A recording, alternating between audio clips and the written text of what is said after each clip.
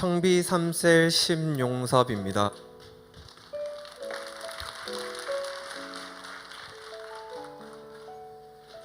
우리 교회에서 양육받기 전 저의 삶은 보잘것없는 마른뼈와 같았습니다.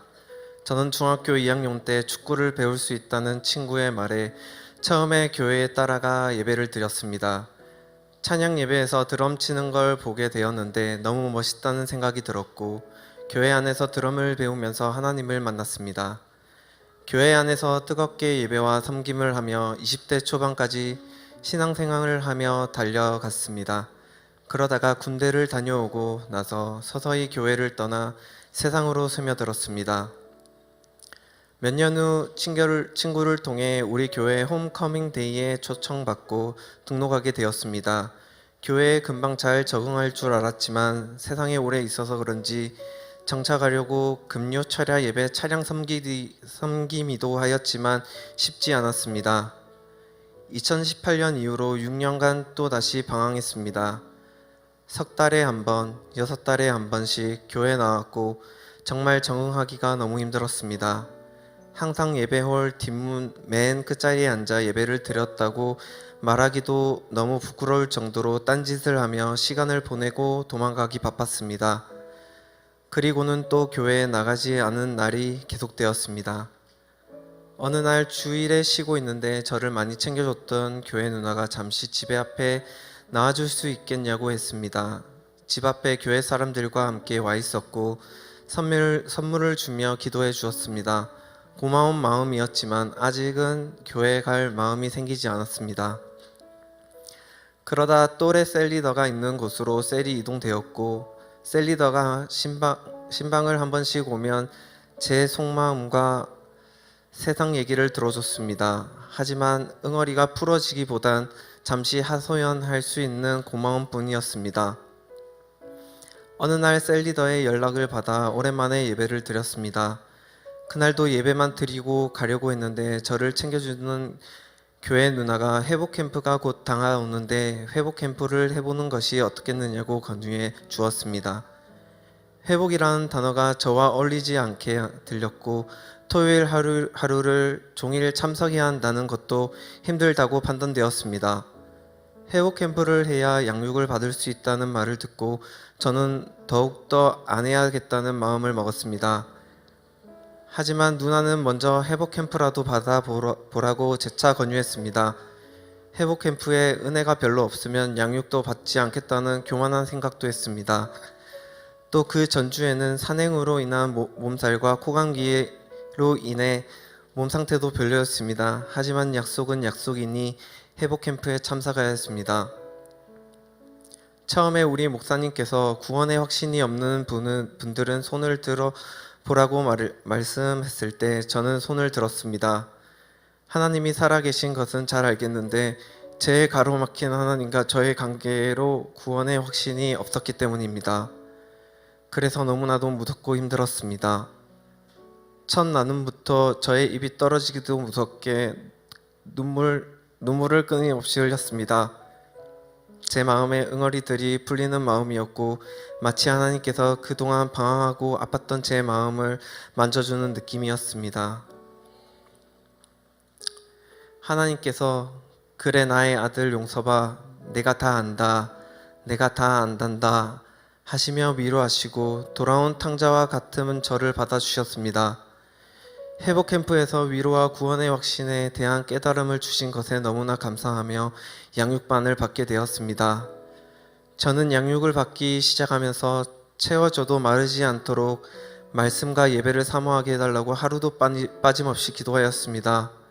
금요철야 예배에 목사님께서 죄에 대해서 설교를 해주셨는데 하나님은 목사님의 말씀을 통해 하나하나 깨닫게 해주셨습니다. 예수님을 믿음으로 제가 주님의 따뜻한 보혈로 인해 깨끗해졌음을 깨닫게 해주셨습니다. 얼마 지나지 않아 양육반에서도 제 사함의 은혜를 배우며 예수님께서 정말 나에게 과분한 큰 사랑을 주셨다는 것을 알게 되었습니다. 너무나도 벅차 눈물이 났습니다. 항상 주일과 양육반이 기다려졌습니다.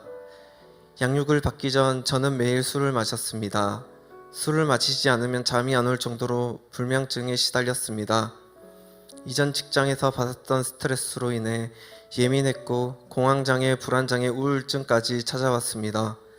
술 때문에 넘어져 죽을 뻔한 일도 3번이나 있었습니다. 당시 입버릇처럼 했던 말이 진짜 내가 중학교 때 믿었던 하나님이 아니었으면 이미 죽어도 이상하지 않다는 것이었습니다. 그런데 양육을 통해 하나님을 더욱 깊이 알게 되면서 하나님만 바라며 하나님의 나라의 가치관으로 변화되어 세상이 주는 유혹을 단칼에 끊어버렸습니다. 세상 것들로는 일시적으로 잠깐 채워지지만 하나님의 말씀으로 채워지는 건 영원하다는 걸 경험하게 해주셨습니다. 그렇게 저의 우울증과 공황장애, 예민장애, 불안장애, 저 깊은 바다에 수장시켜 주셨습니다. 술도 단번에 끊게 되었습니다. 양육반 과제 중 기도응답을 받아오라는 과제가 있었을 때 어머니의 기도 부탁이 있었습니다. 새벽 기도에 나와 매일 기도하고 셀 가족들에게도 기도 부탁을 하였습니다. 기도한 지 얼마 지나지 않아 하나님은 응답해 주셨습니다. 고난주간 새벽 기도 때 예수님이 고난중한 가운데 계셨던 것을 묵상하게 하셨는데 너무나 마음이 아팠습니다. 마태복음 26장 40절에서 41절 말씀, 제자들에게 오사 그 자는 것을 보시고 베드로에게 말씀하시되 너희가 나와 함께 한 시간이라도 이렇게 깨어 있을 수 없더냐. 시험에 들지 않게 깨어 기도하라. 마음에는 원이로되 육신이 약하도다 하시고 라는 말씀을 주시며 기도하게 하셨습니다. 그렇게 기도로 고난주간을 보게 되며 주님은 엄청난 사랑으로 우리가 죄 용서 받음의 깊은 은혜가 있었습니다. 부활절 주일에 부활하신 예수님을 찬양하는데 정말 기쁨의 눈물이 났습니다. 그렇게 하나님은 기쁨의 눈물을 알게 해주셨습니다. 새벽 기도는 저의 호흡이 되어 회복 캠프 이후로 꾸준히 새벽 기도에 나오고 있습니다. 예배 자리에 나가는 게 너무 좋았습니다. 때론 못 일어나서 빠질 때도 있지만 늘 항상 말씀이 채워줬고 주님의 갈급함과 사모함으로 예배 자리와 은혜의 자리에 나가게 하셨습니다. 또 저의 연약한 부분과 제 안에 있는 견고한 진들을 깨어지게 하셨습니다. 새벽 기도는 제 영적 호흡이 되었고 생활화가 되었습니다. 하나님과 올바른 관계를 갖게 하셨으며 기도의 방향을 잡아주셨습니다. 오직 하나님이 원하시는 삶, 하나님이 이 땅에 이루고자 하는 일과 계획에 저를 써주시옵소서라고 기도하게 되었습니다. 저는 연약하지만 군말하지 않고 순종하겠다고 기도하고 있습니다. 예수님이 가셨던 그 길과 그 발자취를 따라가길 원합니다. 이렇게 2류, 3류 신앙이 아닌 1류 신앙 생활을 할 수 있도록 하나님께서는 우리 교회와 우리 목사님과 동역자들을 만나게 해주셨습니다. 그 은혜에 감사합니다.